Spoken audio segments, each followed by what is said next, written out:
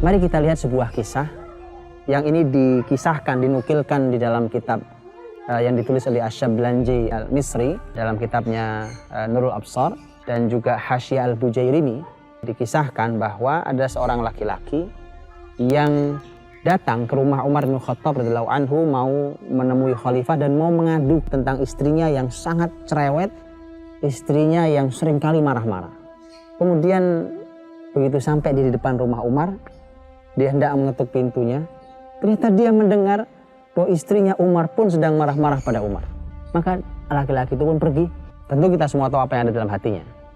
Dan inilah yang nanti diungkapkan ketika Umar keluar dari pintu rumahnya, kemudian mengejar laki-laki itu dan mengatakan, saudaraku, nampaknya kau perlu dengan saya. Dia bilang, iya, saya ingin mengadukan tentang istri saya yang sering marah-marah pada saya.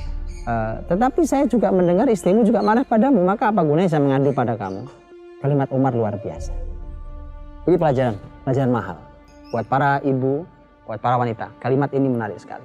Umar mengatakan, fa innaha tabakhah li ta'ami wa khabbazah li khubzi wa ghassalah li thawbi wa radda'ah li waladi. Ada 4. Mengapa saya sabar terhadap istri saya? Karena dialah yang memasakkan makanan saya. Dialah yang membuatkan, mengadoni sampai memasakkan roti saya. Dialah yang mencucikan pakaian saya.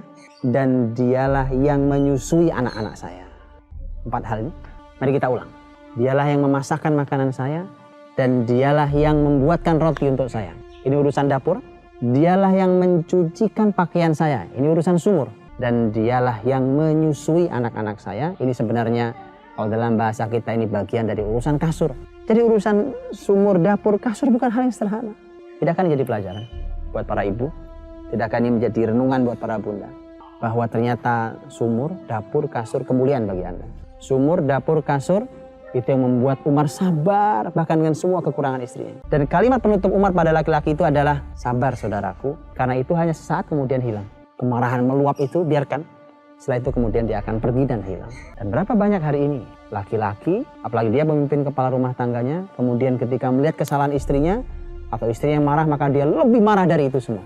Kalau sudah begitu, yang ini marah, yang ini api, ini keluar apinya, apa yang terjadi? Api membakar rumah itu. Dan kalau ini terus berlangsung, maka tidak ada kalimat baiti jannati, tidak ada rumahku surgaku, yang ada adalah kapal itu mulai retak dan hampir-hampir saja mau karam kalau tidak segera diselamatkan. Para bunda, para ibu yang seharusnya juga kita tadaburi dari kalimat ini, sebenarnya adalah langsung firman Allah Subhanahu wa Ta'ala. Melihat ayat ini, mentadaburi ayat ini, sebenarnya kita khawatir sekali karena ayat ini adalah ayat yang sangat sering kita tolak. Ketika Allah berfirman dengan sangat jelas di dalam surat Al-Ahzab ayat 33, Allah berfirman, waqarna fi buyutikun wala tabarrajna tabarrujal jahiliyatil ula. Menetaplah kalian para wanita di rumah-rumah kalian dan jangan berpenampilan tabarruj, penampilan jahiliyah. Kalimatnya sangat jelas, waqarna fi buyutikun. Menetaplah kalian di rumah-rumah kalian. Artinya bahwa wanita tempatnya memang di rumah. Ini yang dicoba untuk peradaban hari ini, untuk digiring para ibu keluar dari rumahnya masing-masing dengan semua alasannya.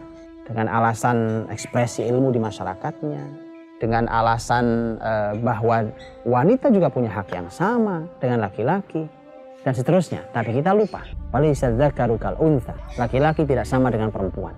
Maka dari itulah hak dan kewajiban mereka pasti ada yang tidak sama. Karena tidak sama itulah maka ternyata Allah yang Maha Tahu dan Allah telah meletakkan bahwa ternyata tugas para wanita adalah di rumah mereka, tanggung jawab pertama mereka. Maka bukankah sudah saatnya kita dan keluarga kita mulai merenung, mulai mentadaburi apakah ini salah satu yang menyebabkan keluarga kita bermasalah? Apakah ini salah satu yang menjadi faktor mengapa anak-anak kita tidak istimewa?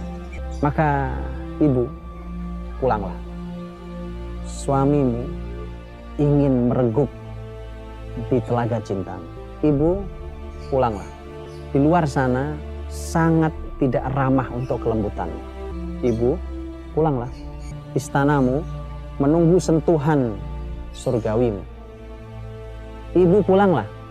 Calon orang besar, sudah duduk begitu manisnya, siap untuk belajar di madrasahmu. Ibu, pulanglah. Pemimpin masa depan umat ini, dia hanya ingin merasakan tatapan teduh pandanganmu. Ibu, pulanglah. Karena Allah yang memerintahkan para ibu untuk pulang. Ibu, pulang sebelum semuanya terlambat.